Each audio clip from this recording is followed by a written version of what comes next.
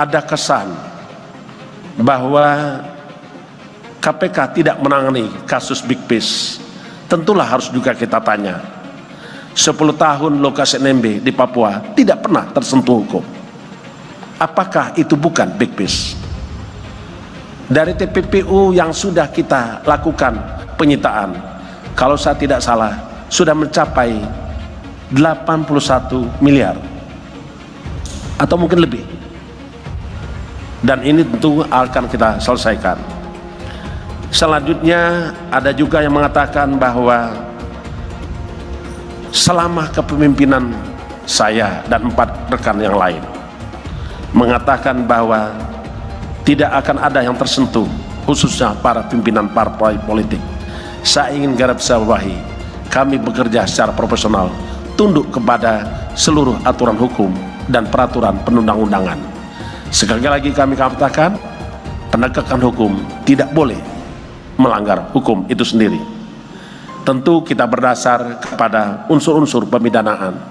Tentu juga kita bekerja berdasarkan alat bukti sebagaimana pasal 184 KUHP dan juga pasal 44 Undang-Undang 30 tahun 2002, pasal 38 Undang-Undang 19 2019 atas perubahan Undang-Undang 30 tahun 2002 dan juga Undang-Undang nomor 8 tahun 81 tentang hukum acara pidana. Pimpinan KPK kali ini sama sekali sudah tidak bisa lagi dimaafkan dengan berbagai macam kekeliruan-kekeliruan dan kesalahan-kesalahan yang selalu dilakukan.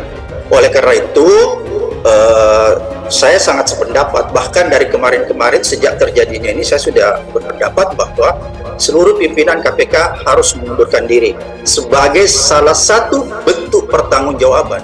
Kalaulah ada yang mengamanatkan tentang buruknya atau kesannya terhadap pimpinan KPK, kami berlima tidak akan pernah menghindar ataupun melarikan diri, karena sesungguhnya segala upaya dalam upaya pemberantasan korupsi melalui penyelidikan, penyidikan, penuntutan, monitoring, supervisi, koordinasi, dan segala bentuk upaya-upaya pemberantasan korupsi adalah merupakan tanggung jawab kita semua, dan kami 5 pimpinan bertanggung jawab atas tugas-tugas tersebut, dan kami tetap fokus sampai berakhir tugas kami sebagai pimpinan KPK. Karena memang di Ombudsman syarat untuk diterima ada beberapa hal. Sudah ada tindakan banding, semacam banding di tingkat kami, makanya kami kemarin mengajukan keberatan kepada pimpinan yang tanggal 10 kalau tidak salah. Setelah itu juga kami bisa mengajukan kepada Dewas karena untuk menguji apakah ada perbuatan pelanggaran etik atau tidak. Jadi langkah-langkah itulah yang kami lakukan step by step, memang memenuhi syarat administrasi yang berlaku di kita.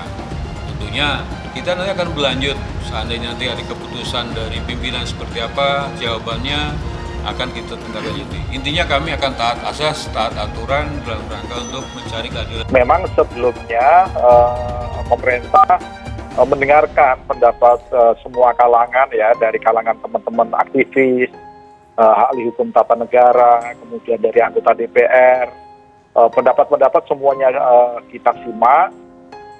Ada yang setuju, ada yang tidak setuju, ada yang mengkritik putusan MK ini, termasuk Pak Mahfud beberapa kali menyatakan secara pribadi memang ada sesuatu yang tampaknya kurang serk gitu, karena misalnya ada putusan MK yang dianggap tidak konsisten dan lain sebagainya, tetapi pemerintah dalam posisi harus taat dan tunduk pada putusan Mahkamah Konstitusi, karena itulah mekanisme ketatanegaraan yang kita ikuti.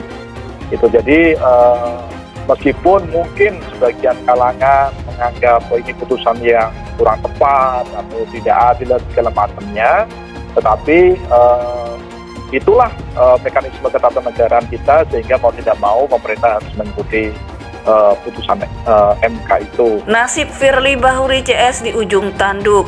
MK keluarkan keputusan hari ini. Maki bandel tak berprestasi. Dikutip dari gatra.com Jakarta. Mahkamah Konstitusi MK memutuskan nasib Komisioner KPK Firly Bahuri CS hari ini 15 Agustus. Sebagaimana surat panggilan Mahkamah Konstitusi jam 13 diputuskan uji materi Undang-Undang 30 tahun 2022 tentang KPK, pasal yang mengatur masa jabatan pimpinan KPK selama 5 tahun, sebagaimana putusan Mahkamah Konstitusi, kata Koordinator Masyarakat Anti Korupsi Indonesia Maki Boyamin Saiman. Atas putusan MK tersebut terjadi polemik kapan berlakunya, apakah berlaku sekarang periode Firly CS atau berlaku untuk periode berikutnya. Maki bersama advokat Christophorus Harno mengajukan uji materi bahwa ketentuan masa jabatan 5 tahun berlaku untuk periode berikutnya, bukan berlaku periode sekarang Firly CS, dengan alasan hukum tidak berlaku surut. Alasan lain, pimpinan KPK saat ini minim prestasi dan banyak melanggar kode etik, tegas Boyamin. Perpanjangan periode ini 1 tahun akan membuat KPK makin terpuruk dan otomatis pemberantasan korupsi terhambat oleh KPK itu sendiri yang ujungnya indeks persepsi anti korupsi makin anjlok. Dengan tidak diperpanjang 1 tahun periode ini, maka akan segera dipilih pimpinan baru yang masih segar, sehingga setidaknya KPK tidak akan semakin terpuruk dan bisa diharapkan lebih berprestasi. Imbuhnya, apapun putusan MK kami hormati. Setidaknya ini untuk menghentikan polemik tentang masalah periode pimpinan KPK. 5 tahun dapat diakhiri dan segera mendapat kepastian untuk menghindari kekosongan hukum jabatan pimpinan KPK yang bisa jadi akan dipermasalahkan para tersangka pelaku korupsi yang ditangani KPK, katanya. Maki tetap berharap masa jabatan 5 tahun berlaku periode selanjutnya karena yang sekarang tidak berprestasi, kontroversial dan melanggar kode etik, ungkapnya. Asas hukum adalah salah satunya kemanfaatan, selainnya keadilan dan kepastian hukum. Tidak berprestasi dan melanggar kode etik, bandel maka tidak bermanfaat, sehingga tidak perlu diperpanjang, pungkasnya. Mahkamah Konstitusi MK memutuskan nasib Komisioner KPK Firly Bahuri CS hari ini 15 Agustus. Sebagaimana surat panggilan Mahkamah Konstitusi jam 13 diputuskan uji materi Undang-Undang 30 tahun 2022 tentang KPK, pasal yang mengatur masa jabatan pimpinan KPK selama 5 tahun, sebagaimana putusan Mahkamah Konstitusi, kata Koordinator Masyarakat Anti Korupsi Indonesia Maki Boyamin Saiman. Atas putusan MK tersebut terjadi polemik kapan berlakunya, apakah berlaku sekarang periode Firly CS atau berlaku untuk periode berikutnya.